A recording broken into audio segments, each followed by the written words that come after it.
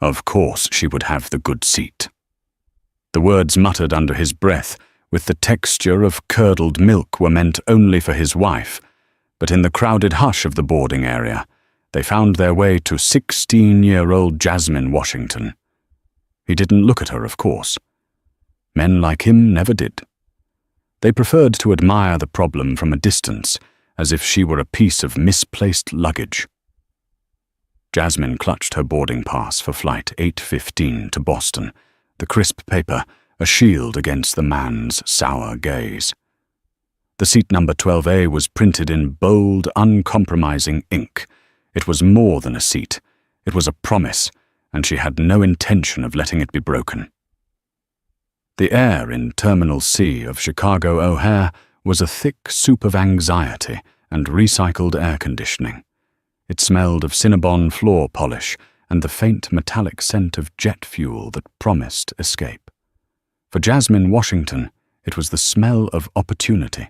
Tucked into the worn pocket of her backpack was an acceptance letter to a prestigious summer STEM program at MIT. For 6 weeks, she would be immersed in robotics and coding a world where the only binary that mattered was the one that built new worlds on a screen. Her father had wanted to drive her a 17-hour haul from their home in Illinois, but her mother had insisted. "She's 16, not 6, Dr. Olivia Washington," had said her voice, carrying the calm, unshakable authority that defined her. "She is perfectly capable of navigating an airport. This is a step toward the independence she'll need." And so Olivia had used a cache of painstakingly saved airline miles to book Jasmine's seat, 12A, on the morning flight. It wasn't first class, but it was the next best thing, a premium economy window seat in the exit row. Extra legroom for a teenager who had recently shot up to 5'10", a view of the clouds to dream on, and the quiet satisfaction of a small, well-deserved luxury. Jasmine was tracing the flight path on her phone when she first felt the shadow fall over her. A man, probably in his late 50s, stood impatiently tapping his designer loafer. He was dressed in the unofficial uniform of self-important business travel, a wrinkle-resistant blazer, a pale blue shirt straining slightly at the collar, and a Bluetooth headset blinking in his ear like a tiny malevolent star. Beside him, a woman with a helmet of blonde hair and a pained smile clutched a matching leather handbag. These were the Finches, Gregory and Brenda, though Jasmine wouldn't learn their names until later. For now they were just the man who was staring and the woman who wished he wouldn't. "Excuse me," Gregory said, not to Jasmine, but to the gate agent Daniel, a young man whose face was already a mask of forced cheerfulness. "There seems to be a mistake. My wife and I are booked in the premium cabin. My corporate travel department always books us in premium." Daniel tapped at his keyboard. "I see you here, Mr. Finch. Seats 14D and 14E. No, Gregory said, waving a dismissive hand. "The exit row. Row 12. We need the legroom." He glanced over at Jasmine, a flicker of annoyance in his eyes before looking back at Daniel. "Perhaps you can sort it out." It wasn't a request. It was an instruction. Daniel, however, was steadfast. "I'm sorry, sir, but row 12 is fully booked. Seat 12A is assigned to this young lady," he said, nodding politely toward Jasmine, "and 12B and C are assigned to other passengers who have already checked in." It was then that Gregory muttered it, the little sliver of poison intended for his wife's ears alone.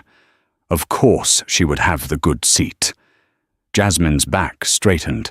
Heat bloomed on her cheeks. She had heard whispers like that her whole life, subtle corrosive suggestions that her presence in any space of privilege or comfort was an anomaly, a mistake, a charity case. That a black girl in a hoodie, even one with a 4.0 GPA and a ticket to MIT's summer session, couldn't possibly belong in a seat that a man like him wanted. Brenda Finch shot a nervous glance at Jasmine, then tugged on her husband's arm. Gregory, it's fine. We'll be fine in row 14. It is not fine, Brenda. He snapped his voice, low but sharp. It's the principle of the matter. Jasmine met his gaze for a brief second. Her mother had taught her how to handle men like this. You do not shrink. You do not get loud. You simply exist unapologetically in the space you are entitled to. She gave him a small neutral smile before turning back to her phone, an act of dismissal more profound than any argument. The rejection, both from the gate agent and from Jasmine's silent defiance, seemed to solidify Gregory's resolve. He saw it not as a simple seating arrangement, but as a challenge to his station in life. The boarding call for rows 10 through 15 saved them from further conflict. Jasmine gathered her things, joined the line, and presented her boarding pass. The scanner beeped a friendly green. She was valid. She was confirmed. She belonged. Walking down the jet bridge, she felt a sense of relief. The small ugliness at the gate was over. She found 12A, a perfect little world with a pristine oval window and what felt like acres of legroom. She stowed her backpack, slid into the comfortable seat, and pulled out her noise-cancelling headphones. The world with its Gregory Finches could wait. She pressed her forehead against the cool acrylic of the window, watching the ground crew move with practiced efficiency below. She was on her way. The plane was her sanctuary. She was wrong. The sanctuary was about to become a battlefield. The cabin slowly filled with the scent of perfume, the rustle of jackets, and the low murmur of dozens of conversations. A friendly-looking man in his 40s took the aisle seat 12C, and a quiet woman with a book settled into the middle seat 12B. They exchanged brief, pleasant smiles with Jasmine. For a few peaceful moments it felt like a normal flight. Then the Finches appeared. They paused at the front of her row, their carry-on luggage bumping against the seats. Gregory Finch's face was a thundercloud. He looked at Jasmine, then at the empty seat next to her, then back at Jasmine. The unspoken question hung in the air, thick and suffocating. "I believe you're in my seat," he said. His voice was no longer a mutter. It was a clear, confident declaration meant for all to hear. Jasmine slowly removed her headphones. "I'm sorry. My seat," he repeated, pointing a thick finger at 12A. "There was a mix-up at the gate. This is my seat." Jasmine held up her boarding pass. "I think you might be mistaken. This is 12A. My boarding pass says 12A. The woman in 12B looked up from her book, her brow furrowed with concern. The man in 12C shifted uncomfortably. Brenda Finch pulled at her husband's sleeve again, her voice a frantic whisper. "Gregory, please. Let's just go to our seats. You're making a scene." "I am resolving a scene." He corrected, his eyes locked on Jasmine. "Young lady, I'm not going to argue with you. Just move." "No," Jasmine said. The word was quiet, but it was as solid as granite. "I'm in my assigned seat. My mother paid for this specific seat." She didn't need to add that detail, but she wanted him to understand. This wasn't a fluke. It was intentional. Gregory's face flushed a deep, mottled red. "This is ridiculous. Flight attendant." He boomed, his voice echoing through the now quieting cabin. A young flight attendant named Sarah arrived, her smile strained. "Is there a problem, sir?" "Yes, there's a problem," Gregory said, gesturing at Jasmine as if she were a spill that needed to be cleaned up. "This girl has taken my seat and is refusing to move." Sarah looked from Gregory's furious face to Jasmine's calm one. "May I see both of your boarding passes, please?" Jasmine handed hers over. Gregory fumbled for his, pulling it from his blazer with a flourish. Sarah examined them both. Her professional smile tightened. "Sir, your assigned seat is 14 on D. This passenger is in her correct seat, 12A. "I don't care what the computer says," Gregory insisted. There's been an error. My company always books me in the exit row. I have a bad back. I need this seat." This was a new tactic. The bad back gambit. Jasmine remained silent, letting the absurdity of his argument hang in the air. He hadn't mentioned a bad back to the gate agent. Sarah, clearly out of her depth, tried to placate him. "Sir, the flight is completely full. There are no other exit row seats available to switch her to. I must ask you to take your assigned seat so we can prepare for departure." "I want to speak to your purser," Gregory demanded, crossing his arms, "or the captain. I'm not moving until this is fixed." The other passengers were now openly staring. Some whispered to each other. An older man in the row behind them muttered, "Oh, for heaven's sake, just sit down." The senior flight attendant, a woman named Linda, with a calm demeanor and weary eyes that had seen it all, arrived. Sarah quickly explained the situation in a hushed tone. Linda assessed the scene: the indignant red-faced man, his mortified wife, the stoic black teenager by the window. "Sir," Linda said, her voice firm but polite, "this passenger is in her ticketed seat. We are contractually obligated to honor that. I must insist you take your assigned seat so we can depart on time. We can discuss any compensation for the booking error with customer service once we land." "Compensation?" Gregory scoffed. "I don't want compensation. I want this seat. Are you really going to let this child delay an entire flight full of people?" He had framed it perfectly. Now any further delay was her fault. She was the stubborn child, not the entitled man refusing to follow the rules. Jasmine felt a knot of anger tighten in her stomach, but she channeled her mother's voice in her head. "Stay calm. Logic is your weapon." "I am not delaying the flight," Jasmine said, her voice clear and steady, surprising even herself. "I am sitting in the seat I was assigned. He is the one standing in the aisle refusing to sit down." The directness of her statement, devoid of emotion, seemed to stun Gregory for a second. He was used to dealing with hysterics or submission. This calm, factual rebuttal was not in his playbook. He pointed a trembling finger at her. "You have a very bad attitude, young lady." "And you are holding up this flight," Linda interjected, her patience finally fraying. "So take your seat now, or I will have to involve the captain." "Good," Gregory bellowed. "Involve him. Maybe a man with some authority can talk some sense into this situation." With a sigh of resignation, Linda turned and walked toward the cockpit. The cabin door had been closed for 5 minutes. The jet bridge was likely already pulling away. They were trapped in this metal tube hostage to one man's ego. Jasmine looked out the window, her dream of a peaceful flight dissolving into a public nightmare.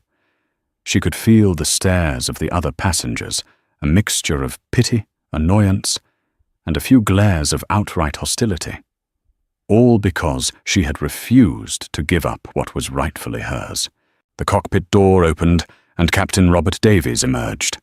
He was the archetype of a seasoned pilot, silver hair, a crisp uniform, and an air of command that instantly silenced the cabin. He had the weary, no-nonsense look of a man who had flown through 1,000 thunderstorms and just wanted to get this one last flight of the day over with. Linda spoke to him in a low, urgent voice, gesturing towards the standoff in row 12. Captain Davies's eyes swept over the scene. He saw Gregory Finch, a man who looked like he belonged in a boardroom, appear. He saw his flight attendants looking stressed, and he saw Jasmine, a teenager in a hoodie, headphones around her neck. In that single sweeping glance, a narrative formed in his mind, a story of a difficult, uncooperative kid holding things up. He bypassed Jasmine entirely and addressed Gregory first. "Sir, I'm Captain Davies. What seems to be the trouble here?" Gregory, seeing a fellow authority figure, shifted his tone from belligerent to conspiratorial. "Captain, thank you for coming out. It's a simple matter. My corporate travel agency booked my wife and me in this row.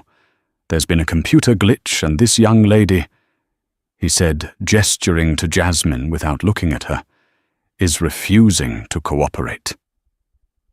The captain nodded, his expression one of weary understanding. He then turned his attention to Jasmine. His voice, which had been collegial with Gregory, became paternalistic and patronizing. "All right, young lady, we need to get this plane off the ground. These folks," he said, waving a hand to encompass the entire cabin, "all have places to be. I understand there's been a mix-up, but we can't sort it out here. I need you to be a team player. Just take the other seat for now, and we'll have someone from the airline contact you about it later." Jasmine was floored. He hadn't asked for her side of the story. He hadn't verified her ticket. He had simply absorbed Gregory's version of events and decided she was the path of least resistance. "Captain," she said, her voice level, "with all due respect, this is my assigned seat. I have my boarding pass. Your flight attendant has confirmed it. There is no mix-up. That man's seat is in row 14. The captain's jaw tightened. He was not used to being contradicted, especially not by a teenager. "Listen, I'm not going to debate this. We have a schedule to keep. Sometimes for weight and balance, or to accommodate crew, or for any number of reasons we have to move passengers. It's in the contract of carriage. Now I am instructing you to move to seat 14D. The man in seat 12C, who had been quiet until now, finally spoke up. "Excuse me, Captain, I've been sitting here. The young lady has done nothing wrong. That man is the one causing the problem." Captain Davies shot him a glare that could peel paint. "Sir, I have this under control. Please stay out of it."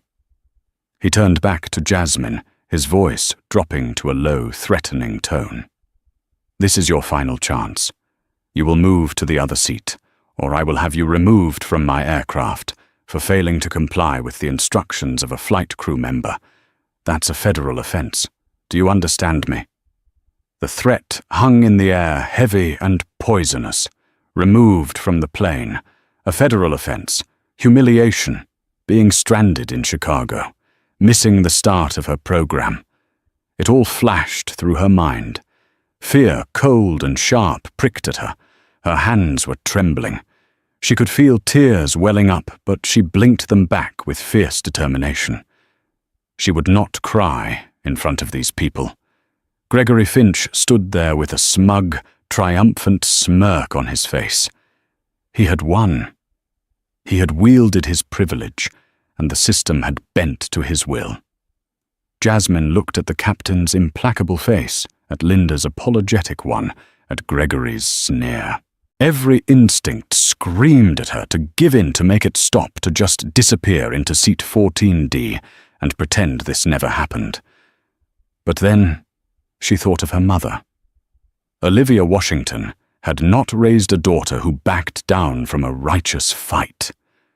She had not raised a daughter who allowed herself to be bullied into submission.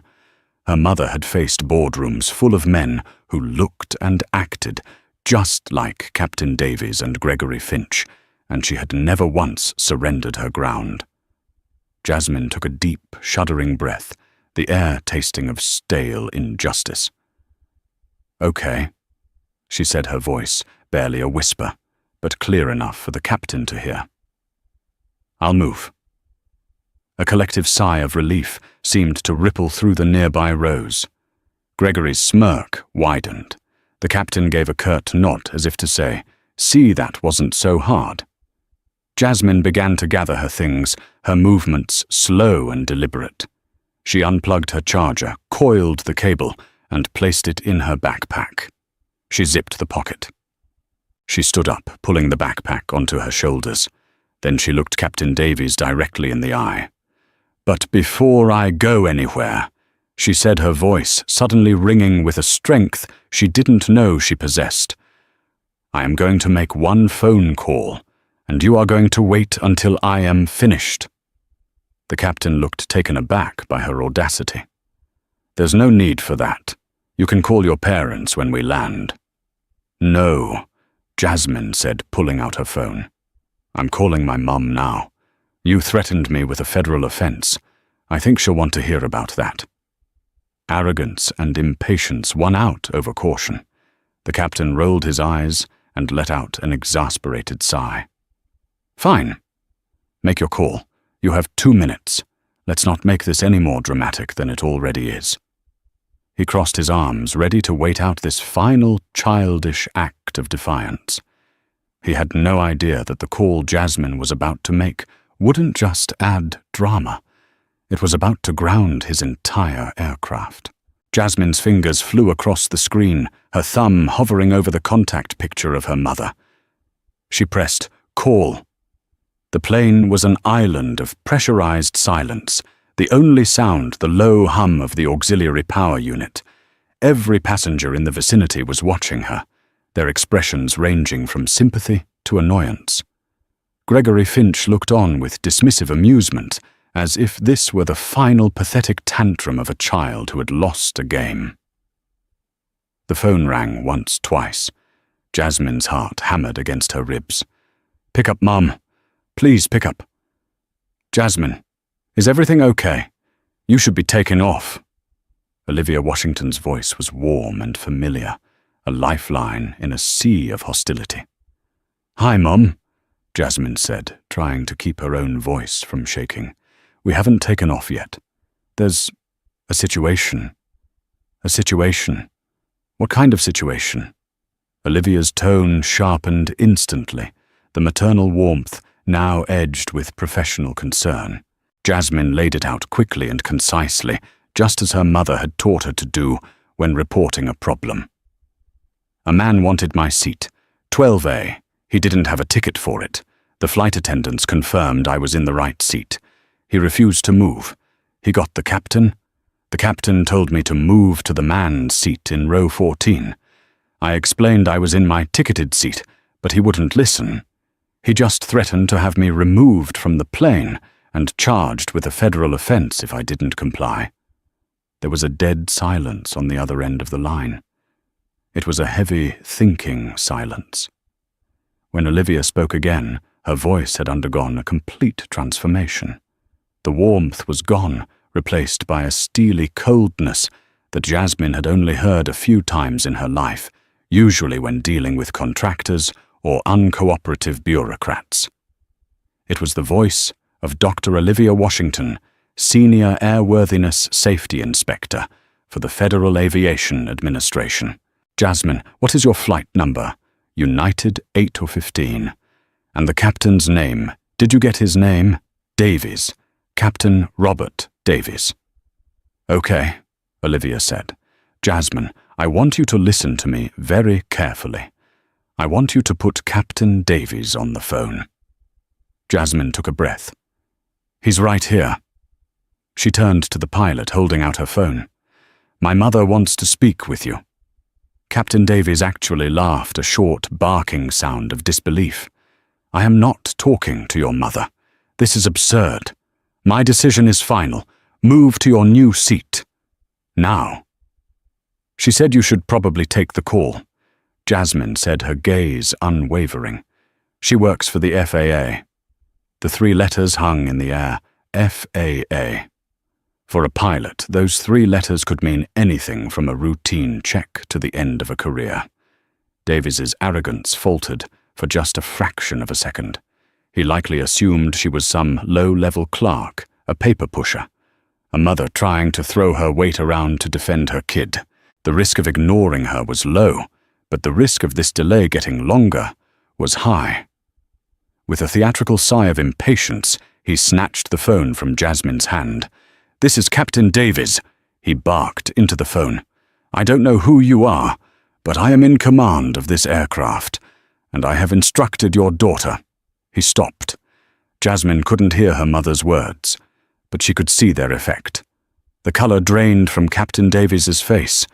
His confident, commanding posture slackened. His eyes, which had been narrowed in annoyance, widened in shock, then in dawning horror.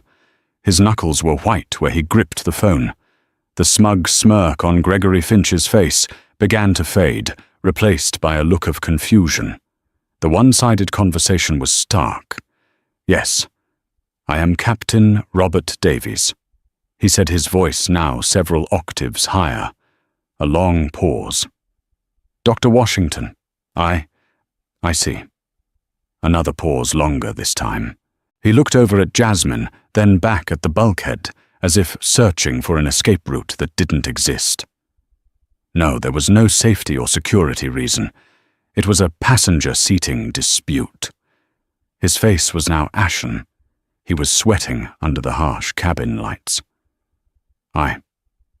Yes, I did state that non-compliance could be considered a federal offense. I was attempting to de-escalate." He flinched as if struck. The word de-escalate sounded pathetic even to his own ears. "I understand. Yes, I understand." He handed the phone back to Jasmine, his hand trembling slightly. He looked at her not as a child, but as if she were a ghost who had just announced the end of his world. "Ms. Washington," he said, his voice a strangled croak. "Please return to your seat. Seat 12A, my apologies. There has been a misunderstanding." He turned to the stunned Gregory Finch. "Sir," he said, his voice now devoid of any warmth or collegiality. "Your seat is 14D. Please take it immediately, or you will be removed from this aircraft." The shift in power was so absolute, so sudden that it was almost comical. Gregory, utterly bewildered, could only stammer, "But, you said—" "Take your seat," Davies roared, his composure finally cracking under the immense pressure. Gregory and Brenda scurried away down the aisle like frightened mice, their faces a mask of humiliation and confusion. The captain turned to Linda, the senior flight attendant. "Tell the gate we're delayed. Indefinitely." He then leaned in and whispered something to her. Linda's eyes went wide. She nodded, pale-faced, and hurried to the front of the plane to make the call. Captain Davies looked back at Jasmine one last time. The arrogance was gone, replaced by pure, unadulterated fear. "Your mother," he said, his voice barely audible, "has just grounded this jet." He then turned and walked back to the cockpit, his shoulders slumped in defeat, closing the door behind him with a soft, final click. A moment later, the cabin intercom crackled to life. It was the captain's voice, but it was shaky, stripped of all its earlier authority. "Ladies and gentlemen, this is your captain speaking. Due to an unforeseen operational issue that requires a full review of our crew and procedures by the authorities, this flight to Boston has been indefinitely delayed. We will be deplaning shortly. Please remain seated until the seatbelt sign has been turned off and the main cabin door is opened." A wave of groans and angry shouts filled the cabin. But Jasmine just sat back in her seat, 12A, the rightful throne she had refused to surrender. She looked out the window at the flashing lights of a service vehicle now approaching the aircraft. Her mother hadn't just gotten her seat back. She had dropped a hammer. The process of deplaning was a study in chaos and confusion. Passengers furious about the delay peppered the flight attendants with questions that Linda and Sarah could only answer with a tight-lipped, "We apologize for the inconvenience. Please see a gate agent for rebooking options." Gregory Finch, now crammed into his rightful seat in row 14, was apoplectic. As people began to stand, he pointed a finger at Jasmine. "This is her fault, that brat and her mother. They're the reason we're all stuck here." A few angry glares were directed Jasmine's way, but the man in 12C quickly came to her defense. "No, it's your fault, you pompous jerk," he said loudly. "I saw the whole thing. You tried to bully a kid out of her seat, and you got what you deserved." Several other passengers who had witnessed the exchange nodded in agreement, their annoyance now redirected to its proper target. The tide of public opinion had turned. Jasmine ignored them all. She waited patiently until the aisle cleared, then walked off the plane and back up the jet bridge, feeling a strange mixture of vindication and exhaustion. As she stepped into the terminal, the scene was one of controlled pandemonium. Gate agents were frantically rebooking a plane load of furious travelers.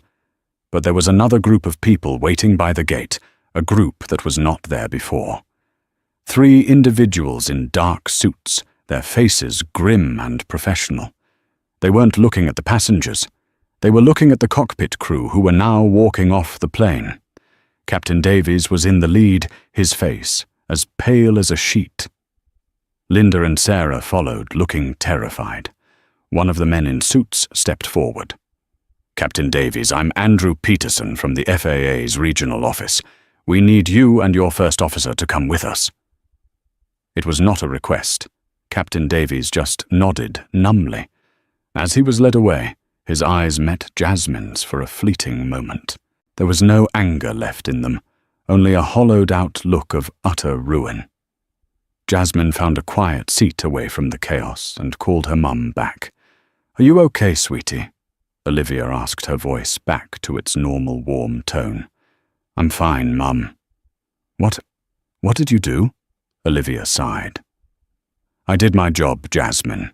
A pilot's primary responsibility is the safety of their aircraft and passengers. That requires impeccable judgment. When a captain attempts to override airline policy and threaten a passenger with federal charges over a seating dispute he created, his judgment is compromised. When he does it based on what appears to be clear personal bias, his fitness to command is in question. I couldn't in good conscience allow him to fly. So you grounded the plane. I filed a formal complaint, citing a potential compromise in command authority, which triggers an automatic mandatory stand-down and safety audit for the crew and aircraft. It's not personal, it's procedural. He gave me the grounds, I simply acted on them. An airline executive, a woman in a sharp suit with a panicked expression, rushed over to Jasmine. "Ms. Washington, I am so sorry for what you experienced on our aircraft. We are rebooking you on the next available flight, in first class, of course. We will be providing you with meal vouchers, a full refund, and a credit for future travel. This is not the standard of service we aspire to." Jasmine simply nodded. "Thank you." The consequences for the other players in the drama unfolded swiftly. Gregory Finch's unraveling was particularly spectacular. The 2-hour delay caused by the deplaning and rebooking meant he missed his connecting flight to London. The meeting he was traveling for, the culmination of a 6-month, multi-million-dollar negotiation, happened without him. The deal fell through. Worse, a passenger who had filmed part of the initial confrontation posted it on social media. It went viral.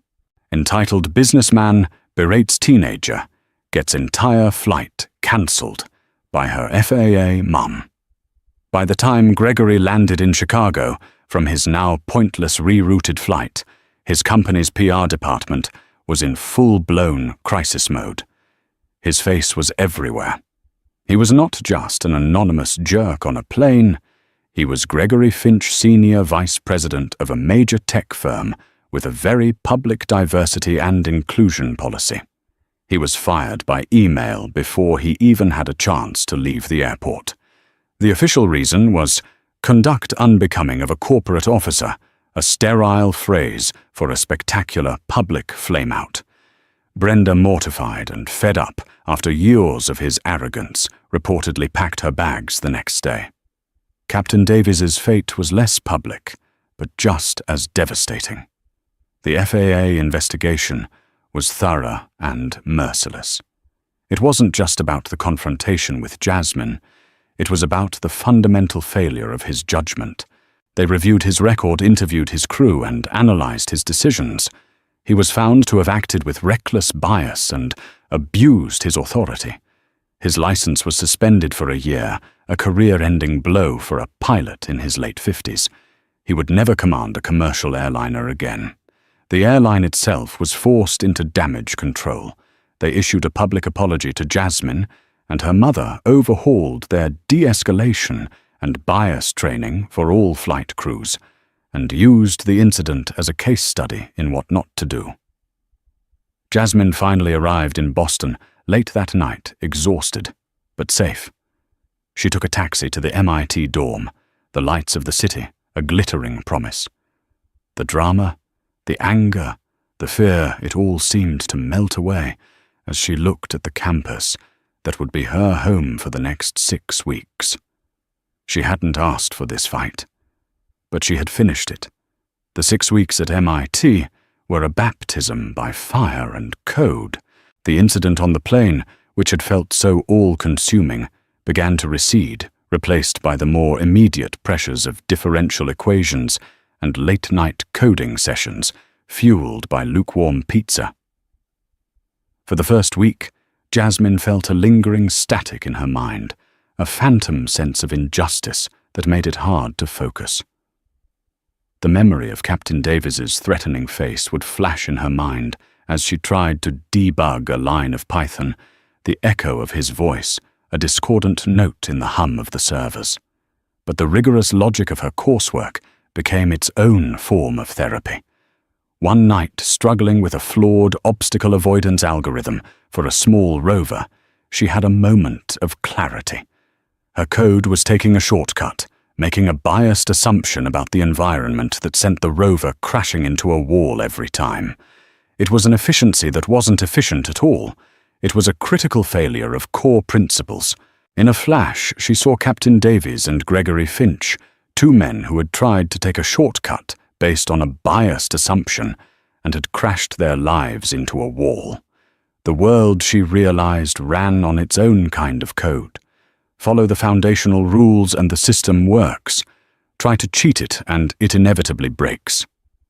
She deleted the flawed code, rewrote the algorithm from first principles, and watched as the rover flawlessly navigated its course. In that small victory, she felt a profound sense of peace. During a video call with her mother, a few weeks into the program, she finally asked the questions that had been circling in her mind. "Mum, were you ever scared?" After you made the call, Olivia leaned back in her chair, her face thoughtful on the screen. "Scared isn't the right word, Jasmine. Was I aware of the potential blowback? Absolutely." The aviation world can be a bit of an old boys' club. There were whispers. A few old colleagues suggested I overreacted. My superiors conducted a formal review of my actions, as they should. Using that kind of authority invites scrutiny, and I had to demonstrate that my decision was based solely on the FAA mandate for safety and command fitness, not on being your mother. And was it Jasmine asked, her voice small? "The two aren't mutually exclusive," Olivia said gently. "Being your mother gave me the information. Being a federal inspector gave me the authority and the obligation to act on it. My job is to protect the flying public from compromised judgment. Captain Davies demonstrated compromised judgment. It was that simple, and the review board agreed. What happened to him and to Mr. Finch was not my doing. It was the consequence of their own choices laid bare for the world to see. It's a hard lesson, but it's not revenge, sweetie. It's just accountability." That word accountability settled into Jasmine's mind. After the call, she lay on her dorm bed, staring at the ceiling. She thought of Gregory Finch, a man so consumed by his own perceived status that he couldn't see the humanity in anyone else. She thought of Captain Davies, a man who had wrapped himself in the authority of his uniform, but had forgotten the responsibility that came with it. She felt not anger, but a kind of clinical sadness for the sheer waste of it all. They were like her rover running a flawed algorithm, destined to hit a wall they couldn't see. On her flight home at the end of the summer, booked again in 12A, a quiet insistence from her mother, the experience was entirely different. As she settled into the familiar seat, she felt a sense of ownership she hadn't before. The flight attendant, a woman she didn't recognize, gave her a small, knowing smile as she passed a silent acknowledgement that suggested the story had become legend within the airline. The seat was no longer just a comfortable place with extra legroom. It was a symbol. It was the ground she had refused to cede.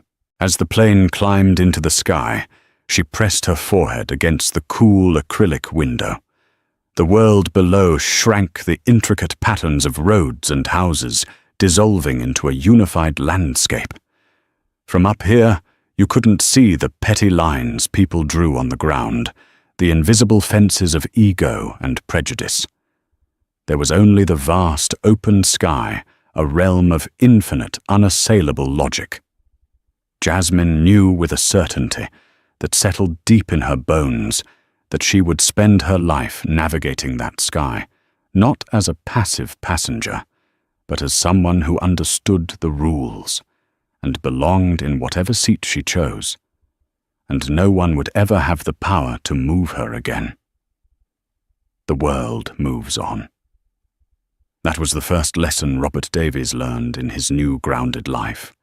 The news cycle which had feasted on his downfall for a glorious, horrifying 72 hours had found new tragedies and new villains. The social media mob which had metaphorically torn him limb from limb had moved on to decry a new injustice. The world in its relentless forward motion had forgotten him. He could not forget. His life, once a predictable rhythm of pre-flight checks, takeoffs and landings, was now a vast, unstructured silence. He had sold the spacious suburban house he could no longer afford, the one with the perfectly manicured lawn he used to survey with pride after returning from a long haul. He now lived in a third-floor walk-up apartment in a town just outside Milwaukee, a place that smelled of stale beer from the tavern below, and the lingering ghosts of other failed lives. The roar of a 737 engine had been replaced by the rumble of passing freight trains that shook his windows at 3 a.m., waking him from nightmares where he was perpetually falling from the sky. He lost more than his job. He lost his identity. For 35 years he was Captain Davies. It was a title, a uniform, a bearing. It opened doors and commanded respect. Now he was just Bob, a 58-year-old man with a black mark on his FAA record, so permanent it was practically a tombstone. His pilot friends, men with whom he had shared cockpit confidences for decades, stopped calling. At first there were awkward, sympathetic murmurs, but soon silence. He was a pariah, a cautionary tale they told to rookies, "Don't be a Davies." In the quiet, lonely hours, he replayed the incident on United 815 1,000 times. He dissected every second, every decision, but his mind refused to land on his own culpability.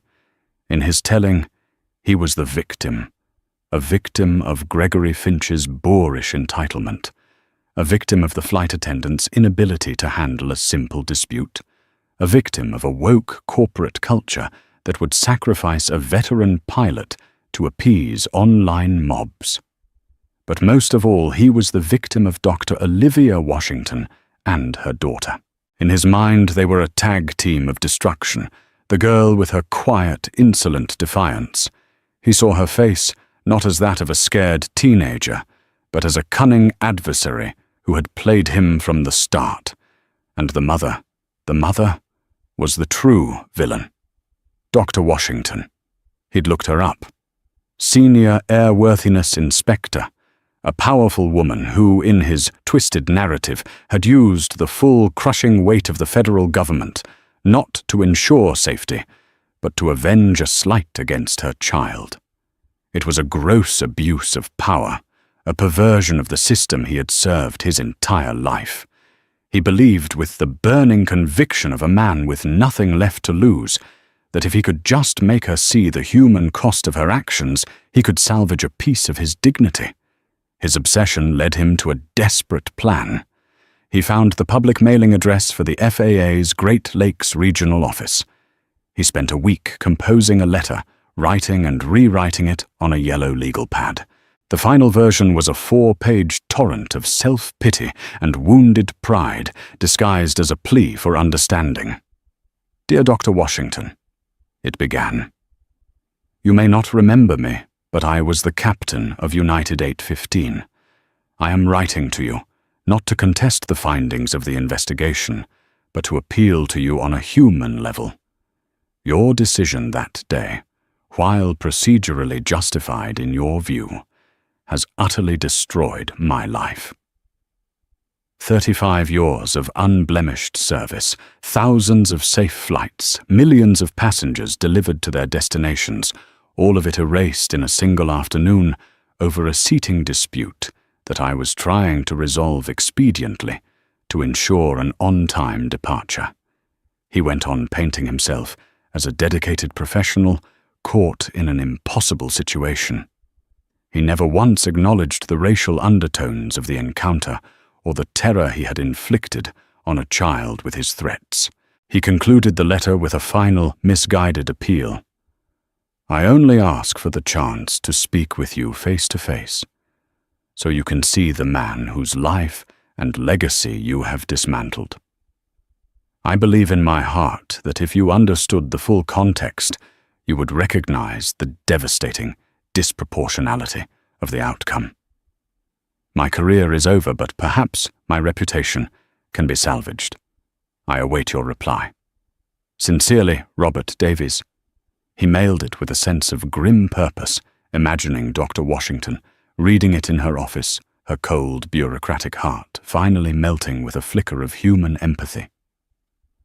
2 weeks later, Olivia Washington sat at her kitchen table, the letter lying next to a stack of official FAA directives.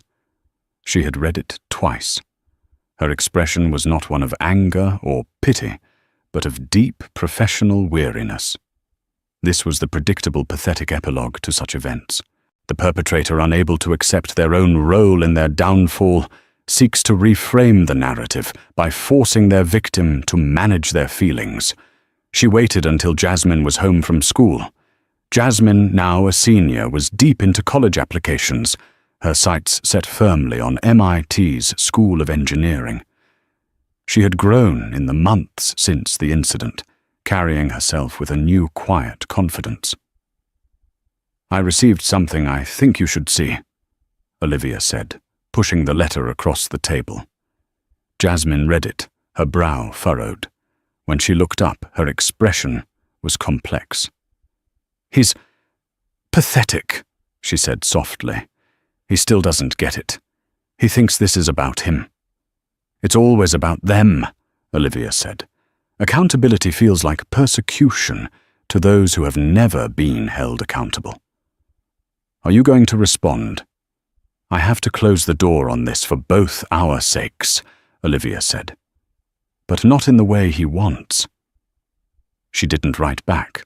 Instead, she forwarded a copy of the letter to the FAA's internal security and legal departments with a brief formal note for your information. "This is the second unsolicited contact from Mr. Davies. Please advise on appropriate protocol if a restraining order becomes necessary. O. Washington." She then replied to Davies from her official email address. The message was brutally concise. "Subject your correspondence of October 18th. Mr. Davies' receipt of your letter is acknowledged. This matter was adjudicated by the appropriate authorities and is now closed. Any further attempts at communication will be referred to FAA legal counsel and federal law enforcement. All future correspondence should be directed to my attorney. Dr. Olivia Washington." The email was a steel door slamming shut. For Robert Davies, sitting in his dim apartment, it was the final definitive rejection. She hadn't just refused his plea, she had reclassified him from a former colleague into a potential threat. The last vestige of his old identity was gone. He wasn't Captain Davies. He wasn't even Bob. He was a security risk. Something inside him snapped. The self-pity curdled into a cold, hard rage. If she wouldn't see him as human, he would force her to. He packed a small bag, withdrew the last of his savings, and bought a one-way bus ticket to Chicago. A week later, on a crisp, cold Tuesday afternoon, Olivia and Jasmine were leaving the downtown building that housed a private college counseling service. They were talking animatedly about an early acceptance strategy when a figure stepped out from behind a concrete pillar. He was gaunt, his expensive pilot's blazer now hanging loosely on his diminished frame. His face was pale and unshaven, his eyes burning with a desperate fire. It was Robert Davies. Olivia instinctively stepped in front of Jasmine, her hand already reaching for her phone in her purse. "Mr. Davies, you were instructed not to contact me." "I'm not contacting you," he said, his voice raspy. "I'm talking to you. There's a difference. You hide behind your emails and your lawyers, but you have to see me. You have to see what you did." "What we did," Olivia said, her voice dangerously calm. "You will leave now, or I will call the police." "No," he said, taking a step closer. "You ruined me 35 years. Do you know what that means? I had a life, a reputation, all because your daughter couldn't just move to another seat." It was the same tired, self-serving argument from his letter. But then, to Olivia's surprise, Jasmine stepped out from behind her. She wasn't hiding. She wasn't scared. She was looking at Robert Davies with a clear, steady gaze that held not hatred, but a profound and shattering clarity. "You're wrong, Captain Davies," Jasmine said, her voice even and strong. It carried in the cold afternoon air. He stared at her, momentarily speechless. "This wasn't about me not moving," she continued. "It was about you not seeing me. You looked at Mr. Finch and you saw an equal. You looked at me and you saw a problem to be cleared away. You didn't listen. You didn't ask. You just decided I was worth less than him. You had all the power in that cabin, the uniform, the title, the law on your side, and you used all of it to threaten a 16-year-old girl to make your life easier for 5 minutes." She took a small step forward. "My mother didn't ruin your life. Mr. Finch didn't ruin your life. I didn't ruin your life. You stood on the flight deck of your own life, holding all the controls, and you were the one who flew it straight into the ground. That's on you. And until you understand that you'll never be able to fly again." The truth of her words, simple and unadorned, hit him with the force of a physical blow. The anger drained from his face, leaving behind a grey, hollowed-out despair. He had come here for a fight, for a final dramatic confrontation. He had expected tears or anger or fear. He had not expected this calm, surgical dissection of his soul by the very person he had refused to see as a person. He opened his mouth to speak, but no words came out. There was nothing left to say. She was right. In that moment on that airplane, he had held all the power and made all the wrong choices. He finally saw it. He finally understood. Without another word, Robert Davies turned and walked away, disappearing into the anonymous downtown crowd, a ghost finally forced to confront his own reflection. Jasmine took a deep breath and looked at her mother. Olivia's eyes were shining with tears, but her smile was one of immense, overwhelming pride. She wrapped her arm around her daughter's shoulders, and they walked to their car in silence, the chapter finally truly closed. This story, which echoes real-life events, isn't just about a seat on an airplane. It's a powerful reminder about dignity prejudice and the quiet strength it takes to stand your ground. Jasmine Washington didn't seek a confrontation, but when faced with blatant entitlement and bias, she refused to be diminished. And her mother, Dr. Olivia Washington, demonstrated that true authority isn't about loud commands, but about quiet competence and the courage to enforce accountability even when it's inconvenient.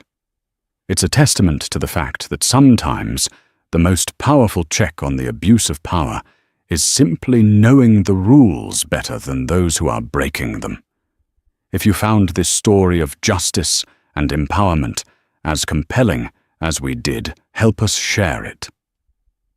Hit that like button, share this video with someone who appreciates a story where the tables are turned, and most importantly, subscribe to our channel for more true stories of accountability and unexpected twists. Thank you for watching.